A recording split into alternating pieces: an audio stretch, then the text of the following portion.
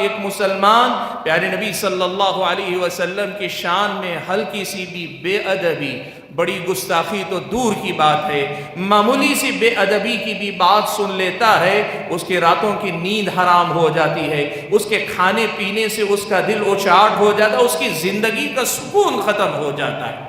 دنیا والے یہ سمجھنے سے بظاہر قاصر نظر آتے ہیں اور اسی لیے بار بار پلٹ کر آتے ہیں اور پیارے نبی صلی اللہ علیہ وسلم کی شان میں گستاخیاں کرتے رہتے ہیں۔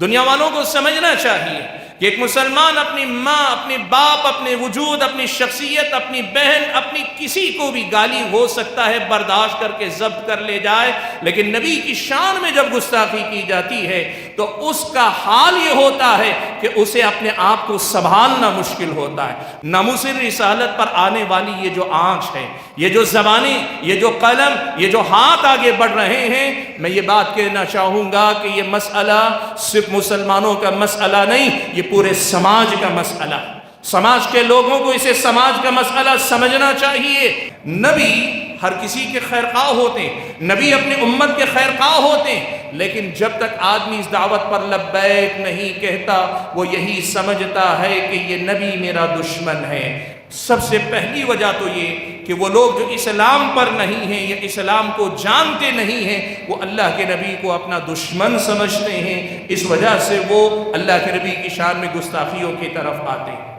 ہمارے اپنے ملک میں فرقہ پرستوں نے جو ماحول مسلم مخالف ذہن عام کرنا شروع کیا، اس قدر زیادہ مسلمانوں کے اندر زہر بھرا ہوا ہے کہ ان میں سے بہت سارے لوگ نہ مسلمانوں کو حقیقت میں جانتے ہیں، نہ پیارے نبی صلی اللہ علیہ وسلم کی شخصیت کو جانتے ہیں، لیکن اپنے سینوں میں ٹھنڈک اتارنے کا ذریعہ یہ سمجھتے ہیں کہ مسلمانوں کے سینے میں آگ اتار دی جائے، آگ بھر دی جائے، اور اس کا سب سے آسان طریقہ ان کو لگتا ہے کہ نبی کی شخصیت کو نشانہ بنا لیا جائے۔ اسلامی شریعت کی تعلیمات اس مسئلے میں صاف ہیں کہ اگر یہ گستاخیاں کرنے والا مسلمان ہو کہ غیر مسلم، کرنے والا مسلمان ہو کہ غیر مسلم، اگر کسی ایسے ملک میں رہتے ہیں جہاں اسلامی نظام حکومت قائم اور نافذ ہے، تو پھر ان کی سزا اسلامی شریعت کی نظر میں قتل ہی ہے، قتل کے علاوہ اور کچھ نہیں۔ اور میں یہ بات بڑی ذمہ داری سے کہہ رہا ہوں، بہت سارے لوگ اسلامی شریعت کی اس حکم پہ اعتراض کرتے ہیں۔ آج بھی ہمارے اپنے ملک میں مطالبہ ہوتا ہے کسی لڑکی کا بلاత్کار ہو جائے، زنا بالجبر ہو جائے، ایسے آدمی کو سر عام پھانسی دینی چاہیے، قتل کیا جانا چاہیے۔ لوگوں کو سمجھنا چاہیے اسلامی شریعت نے اگر کسی مسلم حکومت میں شاتم رسول کی سزا قتل رکھی ہے تو سمجھنا چاہیے کہ آپ کے جذبات ایک کسی بے گناہ لڑکی کے لیے جس قدر ابال کا شکار ہو سکتے ہیں، نبی امی صلی اللہ علیہ وسلم رحمت للعالمین کے لیے مسلمانوں کا اور اسلامی شریعت کا یہ قانون اس سے کہیں زیادہ مبنی بر انصاف۔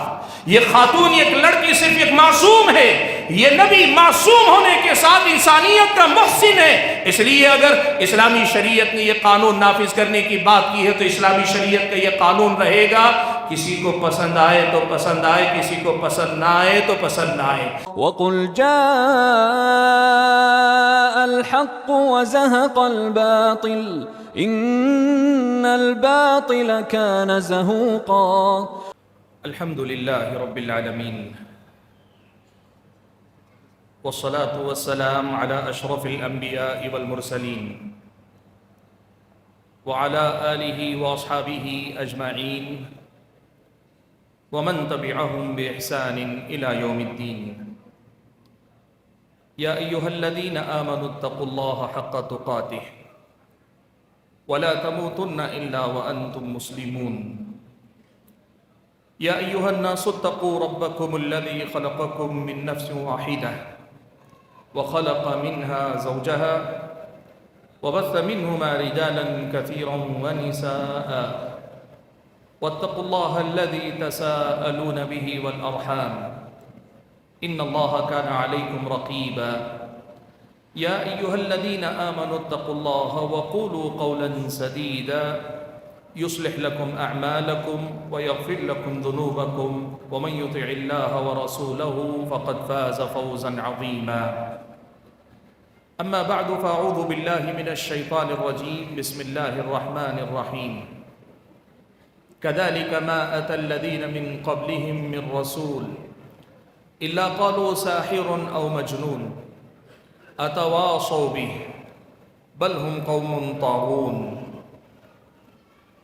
محترم صدر اجلاس، معزز علماء کرام، ذمہ داران جماعت و جمعیت، بزرگوں، نوجوان بھائیوں اور پردہ نشین خواتین اسلام، حاضرین گرامی قدر، آج کے اس اجلاس میں مجھے جس عنوان پر گفتگو کرنی ہے وہ عنوان ہے مقام رسالت صلی اللہ علیہ وسلم میں گستاخیاں، اس کے اسباب اور علاج۔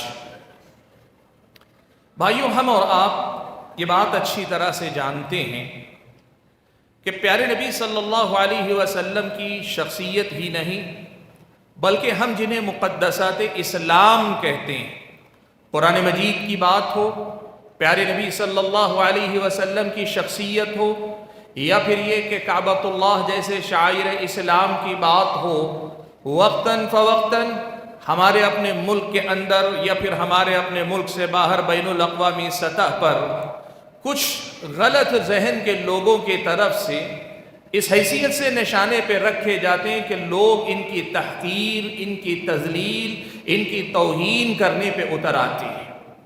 یہ واقعات جب کبھی پیش آتے ہیں، یقین مانیے کہ مسلمان ایسے بھی ہیں جن کا نمازوں سے بظاہر کوئی رشتہ نہیں ہوتا۔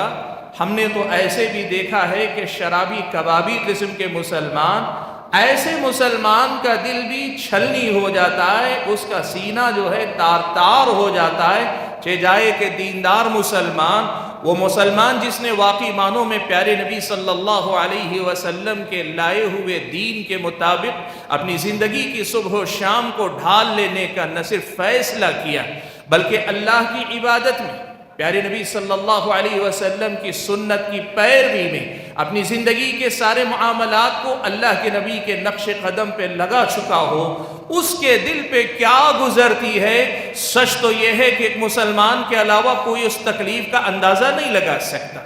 وجہ اس کی کیا؟ ایمان والے اللہ تعالیٰ سے جیسی محبت کرتے ہیں، بت پرست اپنے بتوں سے ویسی محبت نہیں کر سکتے۔ اللہ نے خود فرمایا وَمِنَ النَّاسِ مَن يَتَّخِذُ مِن دُونِ اللَّهِ أَندَادًا يُحِبُّونَهُمْ كَحُبِّ اللَّهِ وَالَّذِينَ آمَنُوا أَشَدُّ حُبًّا لِلَّهِ۔ جس قدر ایک مسلمان پیارے نبی صلی اللہ علیہ وسلم سے محبت کرتا ہے، دنیا والے اپنے رہنماؤں اور رہبروں سے محبت کر کے بھی اندازہ نہیں لگا سکتی کہ ایک مسلمان کو اپنے نبی سے کیسی محبت ہے، اور ان کو اندازہ نہیں ہوتا کہ ایک مسلمان پیارے نبی صلی اللہ علیہ وسلم کی شان میں ہلکی سی بھی بے ادبی، بڑی گستاخی تو دور کی بات ہے، معمولی سی بے ادبی کی بھی بات سن لیتا ہے، اس کے راتوں کی نیند حرام ہو جاتی ہے، اس کے کھانے پینے سے اس کا دل اچاٹ ہو جاتا ہے، اس کی زندگی کا سکون ختم ہو جاتا ہے۔ دنیا والے یہ سمجھنے سے بظاہر قاصر نظر آتے ہیں اور اسی لیے بار بار پلٹ کر آتے ہیں اور پیارے نبی صلی اللہ علیہ وسلم کی شان میں گستاخیاں کرتے رہتے ہیں۔ حاضرین گرامی قدر، ایک مسلمان کے لیے اللہ کی نبی کی شان میں ہونے والی یہ گستاخیاں ان کے محبت کا بڑا شدید امتحان اور آزمائش ہے۔ ایک مسلمان اپنی جان، اپنا مال، اپنی عزت و آبرو، اپنے ماں باپ، اپنے بچے اور سب سے بڑھ کر اللہ کے نبی سے محبت کرتا ہے۔ اللہ تعالیٰ کے بعد پیارے نبی صلی اللہ علیہ وسلم سے اس کی محبت سب سے شدید ہوتی ہے۔ ایسے محبوب کی شان میں جب کوئی گستاخی کرتا ہے تو ایک مسلمان کے دل پہ کیا گزرتی ہے، یہ کہنا یا بتانا ہمارے پاس نہ الفاظ ہیں نہ تعبیرات ہیں۔ دنیا اگر سمجھ سکے، احساسات کی زبان کو سمجھ سکے تو وہ سمجھ سکتی ہے کہ ہم پہ کیا گزرتی ہے۔ حاضرین گرامی قدر، یہ مسئلہ ہماری محبت اور عقیدت کے امتحان کا بھی ہے، یہ مسئلہ ہمارے اور آپ کے دین و ایمان کا بھی۔ دین و ایمان کے اعتبار سے ایک مسلمان کا یہ دینی فریضہ بنتا ہے کہ وہ پیارے نبی صلی اللہ علیہ وسلم کی شخصیت، آپ کا کردار اور آپ کے اخلاق پر آنے والے آنچ کو آپ کے دامن تک پہنچنے نہ دیں۔ یہ دین و ایمان کا بھی تقاضا ہے ایک مسلمان کا، یہ صرف محبت کا معاملہ نہیں ہے، یہ میرے اور آپ کے دین و ایمان کا تقاضا کہ ناموس رسالت صلی اللہ علیہ وسلم کے تحفظ کی ہم اور آپ فکر کریں، اور تیسرا ایک اور پہلو یہ بھی میں دنیا والوں کے سامنے رکھنا چاہتا ہوں کہ پیارے نبی صلی اللہ علیہ وسلم کی شان میں گستاخی کا معاملہ یہ صرف مسلمانوں کا معاملہ نہیں، دنیا کو سمجھنا چاہیے، دنیا کو سمجھنا چاہیے کہ ہر آدمی انسان تو انسان ہے، جب اس کے دل کو ٹھیس پہنچتی ہے وہ اکثر ضبط کر جاتا ہے، لیکن بہرحال جب حد سے زیادہ ظلم ہو جائے یا جذبات حد سے زیادہ ابال کا شکار ہو جائے، آدمی بے قابو ہو سکتا ہے، ہوتا ہے، یہ انسان کی طبیعت ہے، یہ مزاج ہے۔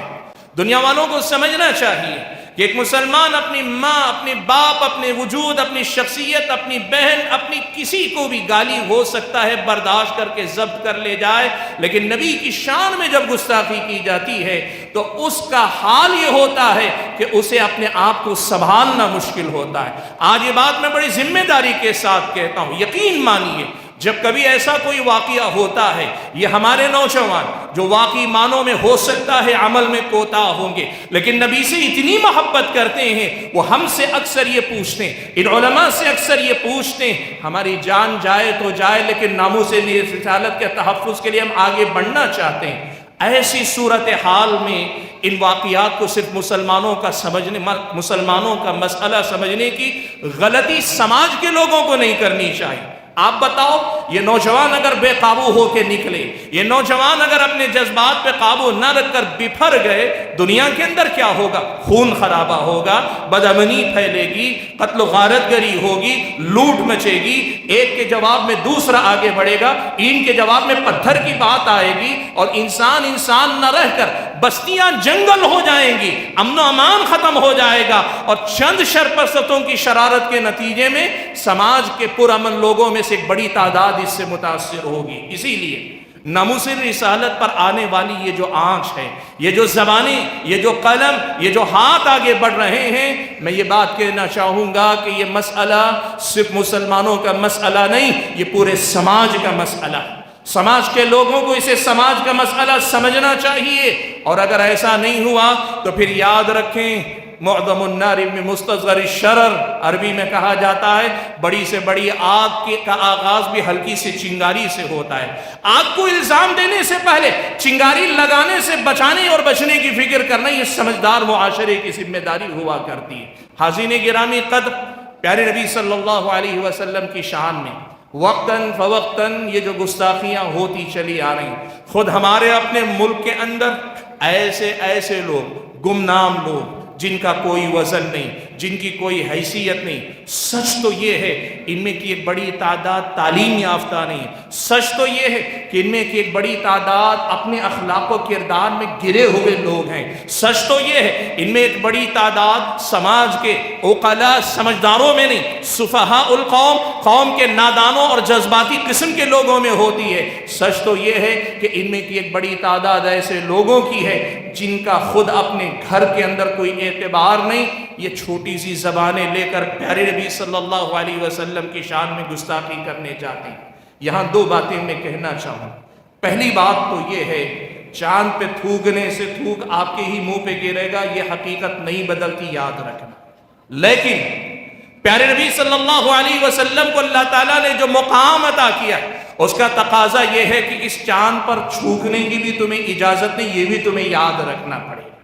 پیارے نبی صلی اللہ علیہ وسلم کی شخصیت اور آپ کا وجود ایک مسلمان ہی کے لیے نہیں، اس پوری انسانیت کے لیے اللہ تعالیٰ نے رحمت بنا کر اتارا ہے۔ پیارے نبی صلی اللہ علیہ وسلم کو اللہ نے فرمایا وَمَا أَرْسَلْنَاكَ إِلَّا رَحْمَةً لِلْعَالَمِينَ، آپ صلی اللہ علیہ وسلم کو اللہ نے تمام جہانوں کے لیے رحمت بنا کر بھیجا ہے۔ اور سچ یہ ہے کہ نبی علیہ السلام کی دعوت، آپ کی تبلیغ، آپ کا پیغام، آپ کا لایا ہوا دین، آپ کی لائی ہوئی تعلیمات، آپ کی لائی ہوئی ہدایت نے اس انسانیت کے ہر فرد تک اپنا فیض پہنچایا ہے۔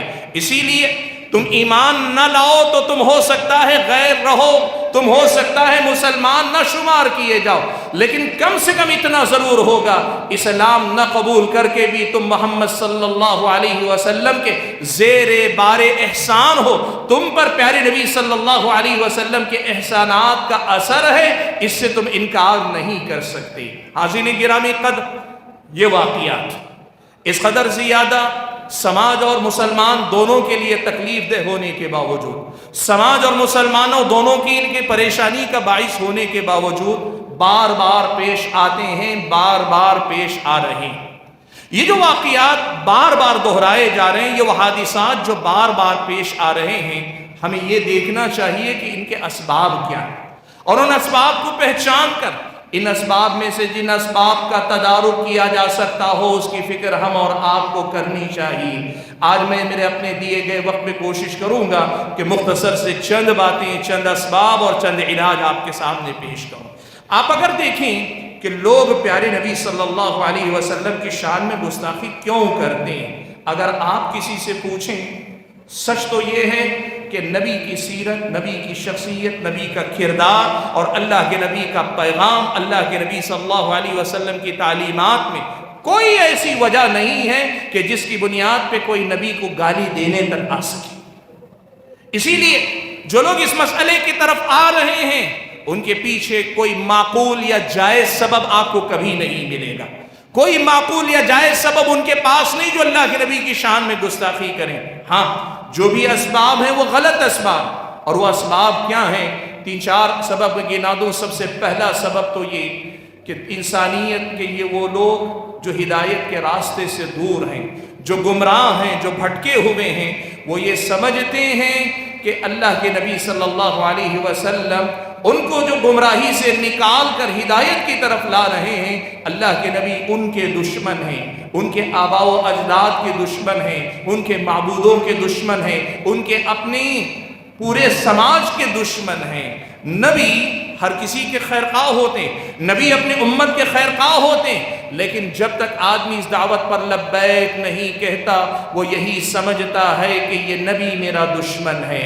سب سے پہلی وجہ تو یہ کہ وہ لوگ جو اسلام پر نہیں ہیں یا اسلام کو جانتے نہیں ہیں، وہ اللہ کے نبی کو اپنا دشمن سمجھتے ہیں، اس وجہ سے وہ اللہ کے نبی کی شان میں گستاخیوں کی طرف آتے ہیں۔ دوسری وجہ، اس سماج میں رہتے ہوئے عصبیتوں کا اپنا ایک کردار ہے۔ مسلمان ہیں، مسلم قوم ہے، مسلم قوم کا اپنا وجود ہے، ان کے اپنے مسائل ہیں، ان کے ساتھ رہتے بیٹھتے اس دنیا کے اندر ایک مقابلہ، ایک دوسرے پر سبقت لے جانے، ایک دوسرے پر غالب آنے، ایک دوسرے پر غالب آ کر ایک دوسرے کو اپنے تابع کرنے کا ایک مقابلہ اور مسابقہ چلتا ہے۔ ایسے مقابلے کی دنیا میں جتنی بھی قومیں مسلمانوں کو اپنا دشمن سمجھتی ہیں، ان کو یہ لگتا ہے کہ مسلمانوں سے بدلہ لینے کے طریقوں میں سے ایک طریقہ یہ ہے کہ ان کے نبی کی شان میں گستاخی کر دی جائے۔ وہ نبی کو نشانہ بناتے ہیں تاکہ مومنوں کے دلوں کو چھلنی کر سکے۔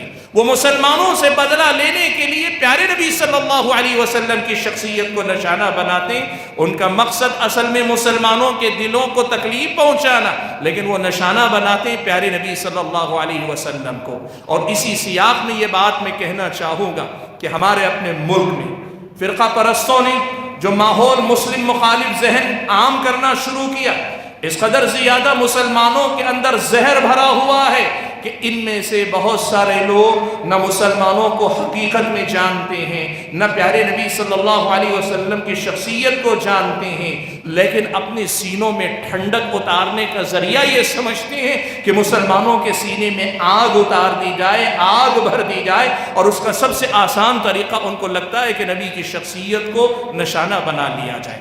حاضرین گرامی قدر، پیارے نبی صلی اللہ علیہ وسلم کی شان میں گستاخی کی ایک اور وجہ یہ بھی ہے کہ لوگوں نے نبی کے بارے میں، مسلمانوں کے بارے میں، اس ملک میں حکومت کر چکے حکمرانوں میں سے بہت سارے حکمرانوں کے بارے میں جھوٹ بول رہے ہیں، ڈنکے کی چوٹ پر بول رہے ہیں، بار بار بول رہے ہیں، اور اس کو دوہرا کر بول رہے ہیں۔ جھوٹ اس قدر زیادہ بول رہے ہیں کہ آج کے سماج کا ایک بہت بڑا طبقہ اس جھوٹ کو سچ سمجھتا ہے۔ جھوٹا پروپیگنڈا، نبی کی شخصیت کو، ان کے کردار کو داغدار کرنے والا، اسلامی شریعت کی تعلیمات کو دہشت گردی کے رنگ میں پیش کرنے والا، یا پھر اسلام کو بدنام کرنے والا، یا جھوٹا پروپیگنڈا، یہ بھی ایک بہت بڑی وجہ ہے جس کی وجہ سے لوگ اللہ کے نبی کی شان میں گستاخی کرتے ہیں۔ ان کو لگتا یہ ہے کہ اسلام، مسلمان اس قدر بدنما شکل میں آج جی رہے ہیں، جو پروپیگنڈے کے نتیجے میں سمجھ میں آ رہا ہے، اس کی وجہ اللہ کے نبی اس لیے بھی لوگ نشانہ بناتے ہیں۔ حاضرین گرامی قدر، پیارے نبی صلی اللہ علیہ وسلم کی شان میں گستاخی کی ایک اور وجہ ہے، یہ مغربی دنیا میں زیادہ ہے، ہمارے اپنے ملکوں میں نسبتاً کم ہے، لیکن ہے ہمارے اپنے ملک کے اندر بھی۔ وہ کیا ہے؟ دیکھیے، دنیا کے اندر عیسائیوں کا غلبہ سب سے زیادہ ہے تعداد کے اعتبار سے، مسلمانوں سے زیادہ عیسائیوں کی تعداد ہے۔ اور اس کے علاوہ اگر آپ دیکھیں آج کی دنیا کی اکثریت مذہب بیزار ہے، ان کا اپنے دین سے بھی کوئی تعلق نہیں، اسلام سے تو ہے نہیں، اپنے مذاہب سے بھی ان کا کوئی تعلق نہیں۔ نتیجہ کیا ہے؟ آج کے دنیا کے لوگوں کے سامنے وہ یہ مانتے ہیں کہ انسانیت سب سے بڑا مسئلہ ہے، آدمی کو انسان کی نظر سے دیکھنا چاہیے، اور دوسرا مسئلہ یہ سمجھتے ہیں کہ انسانی آزادی، انسان کو ہر طرح کی آزادی ہونی چاہیے۔ انہی میں سے ایک آزادی اظہار رائے، یعنی اپنی بات کہنے کی آزادی ہونی چاہیے۔ آج آزادی رائے کا اظہار، یعنی اپنی رائے کے اظہار کی جو آزادی ہے، اس کو ایک بت کی طرح پوجا جاتا ہے، اور آج مانا جاتا ہے کہ مہذب معاشروں کی یہ علامت ہے کہ وہاں کسی کو اپنی رائے رکھنے میں کوئی پابندی، کوئی رکاوٹ نہیں عائد کی جاتی، اور اس کے اظہار کے نام پر بہت سارے یہ کہتے ہیں کہ ہم کسی نبی کی شان میں بھی گستاخی کریں، ہمارا حق سمجھ کر مانا جائے، کسی کو برا نہیں سمجھنا چاہیے۔ اظہار رائے کی آزادی کے نام پر بھی اللہ کے نبی کی شان میں گستاخیاں ہوتی ہیں۔ اور اسی سے جڑا ایک اور سبب ہے، بہت سارے مسلمانوں میں سے، غیر مسلموں میں سے، لبرل قسم کے لوگ، دین سے آزاد قسم کے لوگ، وہ یہ سمجھتے ہیں کہ ہمیں دنیا چونکہ آج اظہار رائے کی آزادی کو مانتی ہے، تو ہمیں اس سے اپنے آپ کو جوڑ کر اپنا قد اونچا کرنا ہے۔ ہم اپنے آپ کو جتنا لبرل بنائیں گے، قبولیت عام لوگوں کے اندر ہمیں حاصل ہوگی۔ کئی بار ایسا ہوتا ہے محض اس لیے کہ اپنے آپ کو لبرل ظاہر کر سکیں، بہت سارے لوگ اپنے آپ کو مسلمانوں میں یا مسلمانوں کا نام رکھتے ہوئے بھی نبی کی شان میں گستاخیوں کرنے والے بن جاتے ہیں۔ یہ وہ اسباب ہیں جن کی وجہ سے دشمنان اسلام کی طرف سے اللہ کے نبی کی شان میں گستاخی ہوتی ہے۔ اور ایک بہت بڑی وجہ اور بھی ہے بھائیوں، کئی بار ایسا ہوتا ہے کہ ہم مسلمانوں میں سے بعض مسلمانوں کی نادانیاں، ہم میں سے بعض لوگوں کی غلطیاں، ہم میں سے بعض لوگوں کے اعمال و کردار بھی پیارے نبی صلی اللہ علیہ وسلم کی بدنامی کا سبب بنتے ہیں۔ لوگ یہ دیکھتے ہیں اگر آج بعض نوجوان یا بعض افراد بے گناہ لوگوں کو بم سے اڑا دیتے ہیں یا بے گناہ لوگوں کو تکلیف دیتے ہیں، تو ان کے اصل محرک پیارے نبی محمد صلی اللہ علیہ وسلم ہیں۔ ایک بہت بڑی وجہ، ہم میں سے بہت سارے لوگ سماج کے اندر سماج کے لیے تکلیف دہ بن جائیں تو بہت سارے لوگ یہ نہیں سمجھ پاتے کہ ہر سماج میں اچھے اور برے بھی ہوتے ہیں، سمجھدار اور نادان بھی ہوتے ہیں۔ وہ سیدھے افراد کی خرابی کو رہنما کی خرابی سے جوڑ دیتے ہیں۔ کئی بار اسلام، قرآن اور اللہ کے نبی ہماری وجہ سے بدنام ہوتے ہیں۔ یہ بھی کہیں نہ کہیں ایک وجہ بنتی ہے۔ یہ وہ اسباب ہیں جن کی وجہ سے ہم اور آپ عام طور پر اللہ کے نبی کی شان میں ہوتی گستاخیاں دیکھتے ہیں۔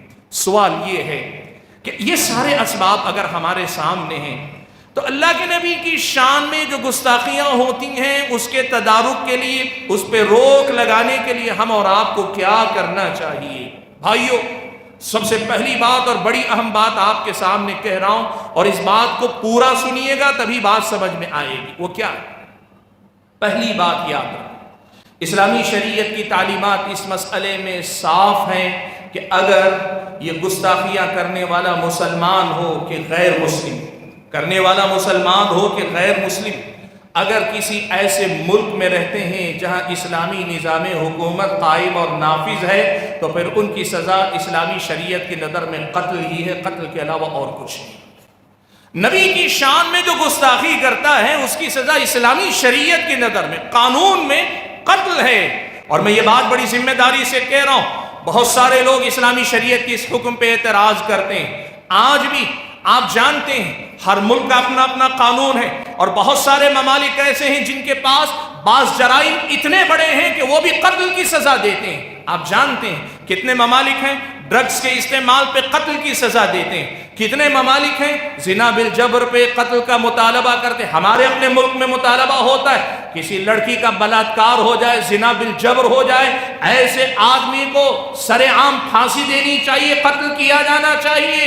لوگوں کو سمجھنا چاہیے اسلامی شریعت نے اگر کسی مسلم حکومت میں شاتم رسول کی سزا قتل رکھی ہے تو سمجھنا چاہیے کہ آپ کے جذبات ایک کسی بے گناہ لڑکی کے لیے جس قدر ابال کا شکار ہو سکتے ہیں، نبی امی صلی اللہ علیہ وسلم رحمت للعالمین کے لیے مسلمانوں کا اور اسلامی شریعت کا یہ قانون اس سے کہیں زیادہ مبنی بر انصاف۔ یہ خاتون، ایک لڑکی صرف ایک معصوم ہے، یہ نبی معصوم ہونے کے ساتھ انسانیت کا محسن ہے، اس لیے اگر اسلامی شریعت نے یہ قانون نافذ کرنے کی بات کی ہے تو اسلامی شریعت کا یہ قانون رہے گا، کسی کو پسند آئے تو پسند آئے، کسی کو پسند نہ آئے تو پسند نہ آئے۔ اللہ کے نبی کے زمانے میں کئی واقعات ہیں، صرف ایک واقعہ ذکر کرتا ہوں۔ حضرت ابن عباس رضی اللہ تعالیٰ عنہما روایت فرماتے ہیں اللہ کے نبی صلی اللہ علیہ وسلم نے ایک بات، اللہ کے نبی کے زمانے میں ایک اندھے صحابی تھے، نابینا صحابی، ان کے پاس ایک لونڈی تھی جو غالباً غیر مسلم تھی۔ اس لونڈی کا معاملہ یہ تھا کہ اس لونڈی سے اللہ تعالیٰ نے اس نابینا صحابی کو دو بڑے خوبصورت بچے دیے تھے، حدیث کے الفاظ میں مثل اللؤلؤتین، دو موتیوں جیسے بچے تھے، دو موتیوں جیسے بچوں کی ماں تھی۔ اس لونڈی کو ام ولد کہتے ہیں، تو ام ولد تھی تو وہ ام ولد ان کے پاس، لیکن مسئلہ یہ تھا جب موقع ملتا اللہ کے نبی کی شان میں گستاخی کرتی، جب موقع ملتا زبان درازی کرتی، جب موقع ملتا اللہ کے نبی کو کچھ نہ کچھ برا بھلا کہتی۔ یہ صحابی سمجھاتے رہے، بولتے رہے، بار بار کرتے رہے۔ ایک دن وہ واپس لوٹے گھر میں، رات کا وقت تھا، اس خاتون نے پھر وہی غلطی کی، بار بار سمجھانے کے باوجود صحابی نے گھر کے اندر موجود ایک ہتھیار لیا۔ اس عورت کو نابینا ہے لیکن اس عورت کے پیٹ پہ وہ ہتھیار رکھ کر سوتے نیند کی حالت ہی میں اس عورت کا قتل کر دیا۔ صبح اللہ کے نبی کو پتا چلا، اللہ کے نبی نے پوچھا کس نے قتل کیا؟ صحابی آگے بڑھ کر آئے، میں نے کیا۔ کیوں قتل کیا؟ اللہ کے نبی آپ کی شان میں گستاخی کرتی تھی، بار بار سمجھایا، مکرر سمجھایا، لیکن اس کے باوجود یہ باز نہیں آئی۔ اللہ کے نبی مجھ سے برداشت نہ ہوا تو میں نے کہا کہ یہ کیا۔ اللہ کے نبی نے صحابہ کے سامنے کہا تم گواہ رہو کہ میں اس خاتون کے خون کو حدر قرار دیتا ہوں، یعنی اس کا قتل جائز قرار دیتا ہوں۔ یہ اللہ کے نبی صلی اللہ علیہ وسلم نے۔ اس لیے بھائیو، اسلامی شریعت کے معاملے میں یہ معاملہ صاف۔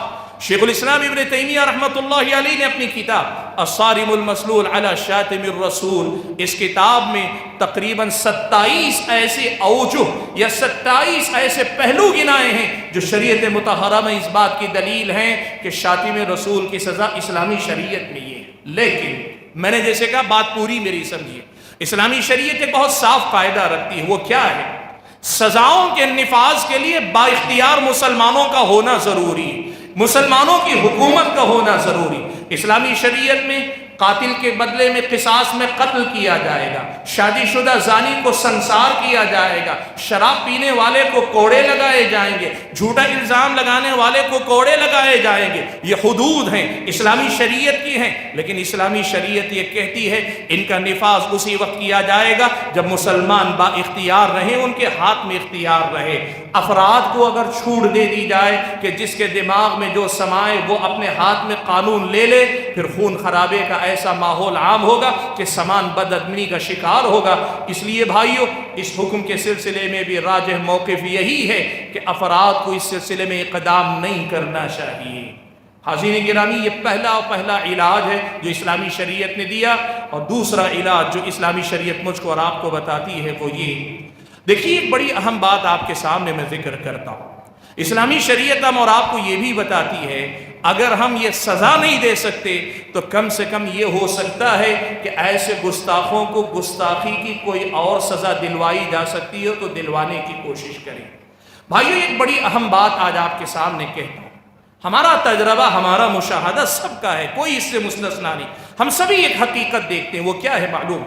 جب کبھی کوئی آدمی گستاخی کرتا ہے، اللہ کے نبی کی شان میں گستاخی کرتا ہے، لوگ جذبات میں آتے ہیں، احتجاج کرتے ہیں، دھرنے دیے جاتے ہیں، میمورنڈم لے جا کے پیش کیے جاتے ہیں، کلکٹر کے پاس جاتے ہیں، پولیس اسٹیشن کا گھیراؤ کر کے اس کی گرفتاری کا مطالبہ کیا جاتا ہے، اور گرفتاری کے بعد سب ایسے ٹھنڈے ہوتے ہیں کہ گرفتاری کے بعد پھر کسی کو کچھ پتہ نہیں ہوتا۔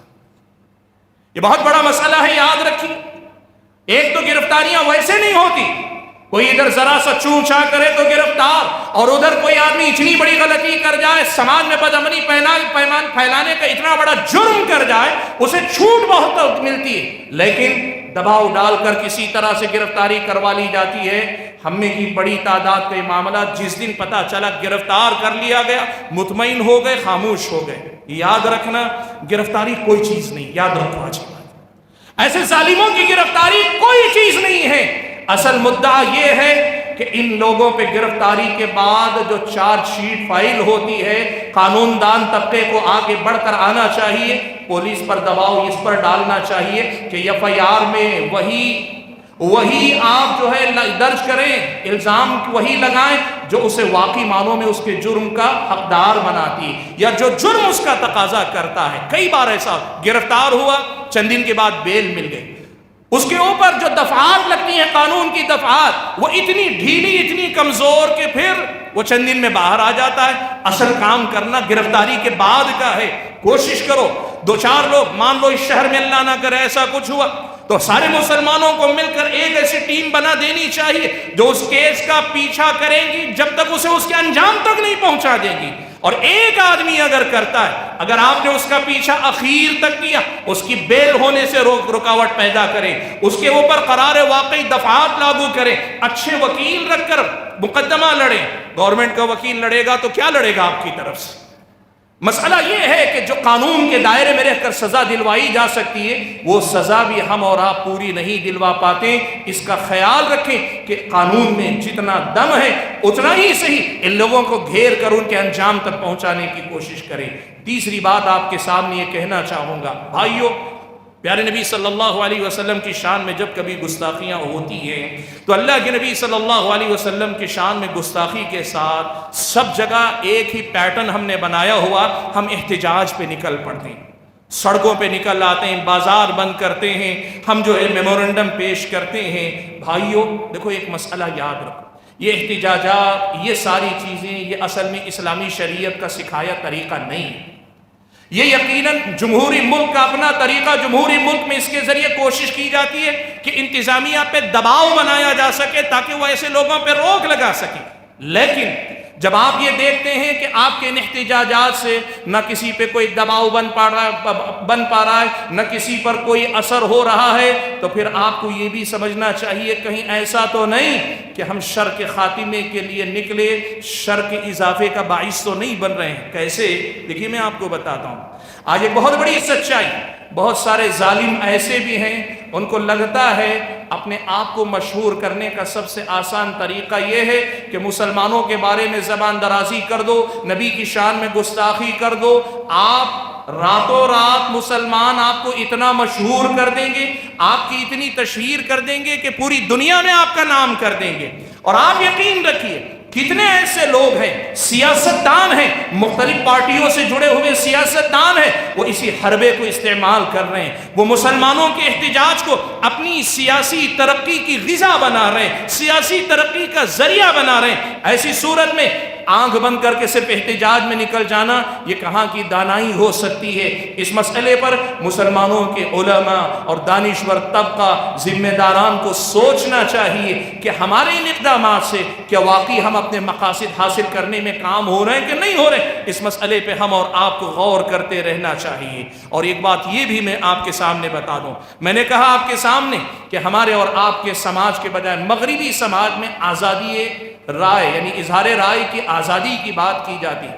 دنیا والوں کو ایک بات یہ بھی بتانے کی کوشش کریں کہ دیکھیے، آپ کے پاس، آپ کے سماج میں، آپ کے کلچر میں یا آپ کے قانون میں اظہار رائے کی آزادی کی بات ہو سکتی ہے، لیکن آپ لوگ خود ایک بات جانتے ہیں کہ آزادی کامل بھی عامر پابند ہے کچھ قانونوں کی، آزادی کامل بھی عامر پابند ہے کچھ قانونوں کی۔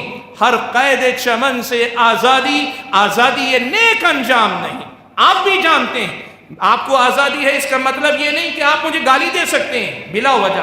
آپ کو آزادی ہے، اس کا مطلب یہ نہیں کہ آپ بلا وجہ میرے ماں باپ کے بارے میں کچھ کہہ سکتے ہیں۔ دنیا والے یہ مانتے ہیں کہ آزادی آپ کو ہے وہاں تک جہاں تک آپ کی آزادی سے آپ کسی اور کو تکلیف نہ پہنچائیں۔ تو پھر دنیا والوں کے سامنے ہمیں یہ آواز بڑی شدت سے اٹھانی چاہیے۔ ہمارے اپنے ملک کے اندر بھی حد کے عزت پر دعویٰ ٹھونکنے کا قانون ہے. یعنی کوئی اگر میری بے عزتی کر دے، قانون مجھے اجازت دیتا ہے کہ میں اس پہ دعویٰ کر سکتا ہوں، تو پھر ہمیں یہ آواز متفقہ طور پہ اٹھانی چاہیے کہ جو قانون ہماری بے عزتی پر، ہماری عزت، حد کے عزت پر مقدمہ کرنے کے لیے قانون بنا سکتا ہے، تو ان کو بتانا چاہیے کہ ہماری نظروں میں، سارے مسلمانوں کی نظر میں، اس ملک کی تقریباً 20% آبادی کی نظر میں نبی کی شان میں گستاخی ہماری اپنی عزت سے بڑا مسئلہ. ہماری عزتوں کے دفاع کے لیے قانون میں گنجائش ہو سکتی ہے، تو جو مسئلہ اس سے بڑا ہے اس کے لیے بھی قانون بننا چاہیے. قانون بنانے کے لیے ہم اور آپ کو ماحول بنانا چاہیے، محنت ہم اور آپ کو کرنی چاہیے کہ حد کے عزت کا معاملہ ہمارا ہو تو بڑا ہے، لیکن نبی کا ہو تو اتنا بڑا ہے کہ ہماری نظر میں اس کے لیے قانون بننا، ہم یہ سمجھتے ہیں اس ملک کے شہری ہونے کی حیثیت سے ہمارا حق ہے کہ نبی کی شان میں گستاخی کرنے والوں کے خلاف قانون بنے. مطالبہ کریں اللہ تعالیٰ کے بندوں. بھائیو، مسئلہ یہ نہیں ہے کہ وہ مانتے ہیں کہ نہیں مانتے ہیں، قبول ہوتا ہے کہ نہیں ہوتا ہے، لیکن کم سے کم ہم جہاں اسلامی شریعت کا قانون نہیں ہے وہاں اللہ کے نبی کی دفاع کے لیے جو کر سکتے ہیں کرنے کی کوشش کریں. اور بھائیو، میں نے کہا کئی بار ہم اور آپ بدنام ہو جاتے ہیں. دیکھو، زندگی جیتے ہوئے جہاں جن باتوں کا خیال رکھنا چاہیے ان میں سے ایک یہ بھی کہ میری غلطیوں کی وجہ سے کوئی میرے باپ کو گالی نہ دے، میری غلطیوں کی وجہ سے کوئی میری ماں کو برا بھلا نہ کہے، کوئی یہ نہ کہے کس کی اولاد ہے، کوئی یہ نہ کہے کون سی ماں ہے جس نے ایسا بچہ جنا ہے. ہم یہ چاہتے ہیں کہ میری غلطی ہے، مجھے برا بھلا کہو، لیکن اس سے زیادہ اہم یہ ہوتا ہے میں ایسی غلطی کروں ہی کیوں کہ کوئی میری ماں یا باپ تک پہنچے. اس سے زیادہ شعور ہمارا یہ بیدار رہنا چاہیے ہم ایسی غلطی نہ کریں جس کی وجہ سے کوئی نبی کی ذات، پیارے نبی صلی اللہ علیہ وسلم کی شخصیت تک پہنچنے کی کوشش کرے. اور آخری بات، میرا وقت ختم ہو رہا ہے، آخری بات جو آپ کے سامنے میں کہنا چاہوں گا بڑی اہم بات ہے، یاد رکھیں. بھائیو، اسلامی شریعت کے دائرے میں رہتے ہوئے، شریعت مطہرہ کے دائرے میں رہتے ہوئے اور اسلامی اس ملک کے قانون کے دائرے میں رہتے ہوئے ہم جتنا کر سکتے ہیں اللہ تعالیٰ نے ہمیں اتنے کا مکلف کیا، ہم اتنی کوشش کریں. یہ ہو سکتا ہے کہ ہماری کوششوں کے باوجود کچھ ظالم بچ جائیں، کچھ ظالم چھوٹ جائیں، بلکہ کچھ ظالم اسی بنیاد پر اپنا سیاسی کیریئر بنانے میں کامیاب ہو جائیں.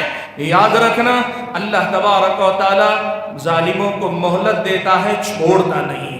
اللہ تعالیٰ ظالموں کو مہلت دیتا ہے، چھوڑتا نہیں.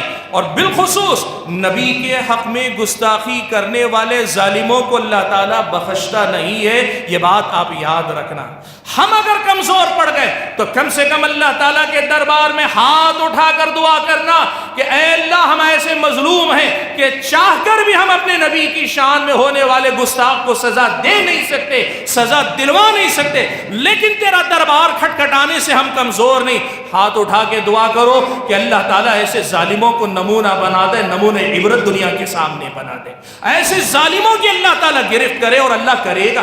اللہ نے قرآن میں کہا اِنَّا كَفَيْنَاكَ الْمُسْتَهْزِئِينَ. اللہ نے فرمایا اللہ کے نبی جو آپ کا مذاق اڑاتے ہیں ہم اس کے لیے کافی ہو جائیں گے. آخرت میں اللہ تعالیٰ ایسے ظالموں کو جو سزا دے گا وہ دے گا. کئی بار اللہ چاہے آخرت سے پہلے دنیا میں سزا دے سکتا ہے. تاریخ اس بات کی گواہ ہے، ابو لہب اللہ کے نبی کا دشمن ہی نہیں، نبی کا گستاخ تھا. مرا تو ایسی موت مرا، ایسی بیماری لگ کے مرا کہ اس کو دفن کرنے کے لیے اس کے اپنے گھر کے لوگ نہیں آ رہے. بدبو اس قدر زیادہ اس کے جسم سے نکل رہی، اس کے بچے تک اس کے قریب نہیں آ رہے. تاریخی روایتوں میں اختلاف ہے. بعض روایتیں کہتی ہیں کہ ابو لہب کے بچوں نے اس ڈر سے کہ سماج ہمیں برا بھلا کہے گا، کچھ لوگوں کو اجرت پہ لے کے اس کو گڑھے میں ڈھکیل دیا. بعض روایتوں میں یہ الفاظ ہیں کہ لکڑیاں لا کر اس کی لاش کو ڈھکیلتے ہوئے گڑھے میں ڈھکیلا گیا اور دور سے پتھر پھینک پھینک کر اس کی قبر کو بند کیا گیا. ابو لہب کو اللہ نے نمونہ نشانہ عبرت بنایا. اللہ تعالیٰ نے عتبہ، ابو لہب کا بیٹا عتبہ تھا، ایک سفر سے پہلے اس نے کہا اپنے ساتھیوں سے کہ ذرا رکو، میں محمد کے پاس جا کر آتا ہوں. اللہ کے نبی کے پاس گیا. اللہ کے نبی کے چہرے پہ نعوذ باللہ تھوکنے کی اس نے جرأت کی. اللہ نے بچایا. اللہ تعالیٰ نے پیارے نبی صلی اللہ علیہ وسلم کے چہرے کو بچا لیا. ہوا کیا؟ اللہ تعالیٰ نے اللہ کے نبی کو بچا لیا۔ اللہ کے نبی نے کہا اللہم بعث علیہ کلبا من کلابک، اے اللہ تعالیٰ تیرے خونخوار جانوروں میں سے کوئی جانور اس پہ مسلط کر دے۔ عتبہ پورا سفر ڈرتا رہا، محمد نے بد دعا کی ہے، مجھے لگے گی ضرور میرا کچھ برا حشر ہونے والا ہے۔ مورخین نے لکھا ہے پڑاؤ ڈالا رات میں، اسے ڈر تھا، لوگوں نے بتایا یہاں جنگلی درندے رہتے ہیں، اسے ڈر تھا۔ اپنے ساتھیوں کے درمیان کچھ ایسے سویا کہ چاروں طرف اس کے اپنے دوست ہیں، بیچوں بیچ وہ ہے تاکہ اگر خطرہ آئے تو اس کے ساتھی اس کو سہارا بن جائے۔ لیکن مورخین نے لکھا ہے ایک شیر آیا، لوگوں کے پاس آیا، سوئے ہوئے سارے لوگوں کو سونگھتا ہوا آیا، جو پہلے مل گئے ان کو چھوڑ دیا، پھلانگتا ہوا اسی عتبہ کے پاس آیا اور آ کر اسے چیر پھاڑ کے رکھ دیا۔ مورخین نے یہ بات نقل کی۔ کعب بن اشرف اللہ کے نبی کی شان میں گستاخی کرتا تھا، اللہ کے نبی کے حکم سے صحابہ نے اس آدمی کا صفایا کیا۔ یہ تاریخ اسلام اس بات کی گواہ ہے۔ اور اب حافظ ابن حجر رحمۃ اللہ علیہ نے تاتاریوں کے دربار کا ایک واقعہ نقل کیا۔ ابن حجر کہتے ہیں تاتاریوں کے مصاحبین میں سے ایک عیسائی ہو گیا۔ اب وہ تاتاریوں کے دربار میں پیارے نبی صلی اللہ علیہ وسلم کی شان میں گستاخی کرنے لگا۔ ایک کتا وہاں بندھا ہوا تھا، کوئی قصہ کہانی نہیں۔ ابن حجر نے کہا اس کی سند صحیح ہے، واقعہ صحیح سند کے ساتھ ہے۔ الدرر الکامنہ میں یہ واقعہ ابن حجر نے نقل کیا، کہا کتا بندھا ہوا تھا، ادھر ہی اللہ کے نبی کی شان میں گستاخی کر رہا ہے، وہ کتا غرا رہا ہے۔ لوگوں نے اس سے کہا دیکھو باز آ جاؤ، لیکن وہ آدمی کرتا رہا، یہ اچک کر گیا اور اس نے پکڑ لیا کتے نے۔ لوگوں نے کسی طرح چھوڑا لیا اور ساتھ میں موجود لوگوں نے نصیحت کی تم نے نبی کی شان میں گستاخی کی اس لیے کتا بے قابو ہو کر تم پر آیا ہے۔ اس نے کہا نہیں، اصل میں یہ غصہ بڑا عزت نفس والا ہے، اس نے دیکھا میں اشارے کر رہا ہوں تو سمجھا میں اس کی بے عزتی کر رہا ہوں، اس لیے وہ آیا ہے۔ بھائیوں ابن حجر نقل کرتے ہیں وہ دوبارہ اللہ کے نبی کی شان میں گستاخی کرنے لگا، وہ کتا اپنی رسی توڑوا کر آیا اور اس کا نرخرا اس کا گلا پکڑ کر نیچے توڑا اور اس کو وہیں ختم کر دیا۔ دنیا والوں کے سامنے یہ عبرت دنیا والوں نے دیکھی۔ اللہ تعالیٰ اپنے نبی کا بدلہ لے گا، اس مسئلے کو یاد رکھیں۔ اور بھائیوں آخری بات، میری اپنی گفتگو کی جو سب سے آخری بات کہنا چاہتا ہوں، دیکھو اللہ نے نبی کو اتنی پیاری سیرت، اتنی پیاری شخصیت، اتنا پیارا کردار دیا ہے، اگر ہم اس کا صحیح تعارف کروانے میں کامیاب ہو جائے، کوئی انصاف پسند اللہ کے نبی کی شخصیت سے نفرت کر ہی نہیں سکتا ہے۔ جو اللہ کے نبی کو پہچانے گا وہ اللہ کے نبی سے نفرت کر ہی نہیں سکتا ہے۔ آپ کو معلوم ہے عبداللہ ابن سلام یہودی عالم ہے، اللہ کے نبی کو آ کر دیکھتے ہیں، کردار اتنا سچا تھا، کردار اتنا پاکیزہ تھا، نبی کی شخصیت اس قدر با اخلاق تھی، آپ کے کردار کی روشنی آپ کے چہرے پہ جھلکتی تھی۔ عبداللہ ابن سلام نے اللہ کے نبی کے چہرے کو دیکھا، پہلا جملہ عبداللہ ابن سلام نے کہا کہ اللہ کی قسم یہ چہرہ کبھی کسی جھوٹے انسان کا چہرہ نہیں ہو سکتا۔ جو نبی کا چہرہ دیکھ کر نبی کے کردار کا متوالا ہو جائے، ذرا سوچو وہ نبی کے حقیقی کردار کو دیکھ لے گا تو کیسا نبی کا دیوانہ ہوگا۔ اللہ کے نبی کی شخصیت کا تعارف کرواؤ۔ سمامہ بن اسال رضی اللہ تعالی عنہ یہ پہلے کافر تھے، گرفتار کر کے لائے گئے، بعد میں اسلام قبول کر لیا اللہ کے نبی کے اخلاق اور کردار اور آپ کے حسن معاملہ کو دیکھ کر۔ سمامہ بن اسال نے ایک بات کہی تھی کہ اے محمد، اسلام لانے سے پہلے آپ کے چہرے سے زیادہ کوئی چہرہ ناپسندیدہ نہیں تھا، آپ کے دین سے زیادہ کوئی دین ناپسندیدہ نہیں تھا، آپ کے شہر سے زیادہ ناپسندیدہ کوئی شہر نہیں تھا، لیکن اب اسلام آپ کے اخلاق سے متاثر ہو کر قبول کرنے کے بعد کہتے ہیں اب یہ صورتحال ہے کہ آپ کا چہرہ دنیا میں سب سے زیادہ مجھے عزیز ہے، آپ کا شہر سب سے زیادہ پسندیدہ ہے اور آپ کا لایا ہوا دین مجھے سب سے زیادہ عزیز ہے۔ بھائیو سچ تو یہ ہے کہ دنیا والوں نے جھوٹ بول کر نبی کو جتنا بدنام کیا، ہم سچ بول کر نبی کا صحیح تعارف اتنا نہیں کروا سکے۔